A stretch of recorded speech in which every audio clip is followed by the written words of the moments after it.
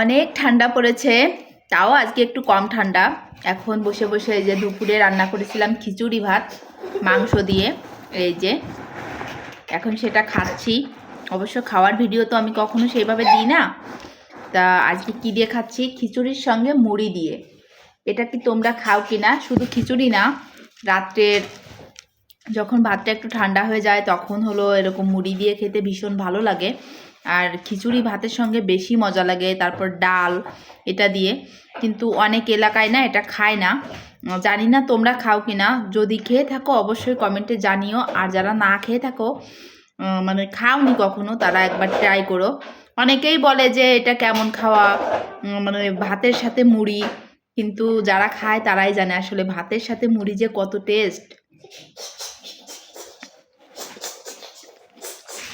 সেই স্বাদ, সেই। আর এটা কি জানো, খুলনার বিখ্যাত চুই ঝাল, একেবারে বাড়ি থেকে আনা, মা নিয়ে আসছে গাছের চুই ঝাল, আমাদের ভীষণ টেস্ট।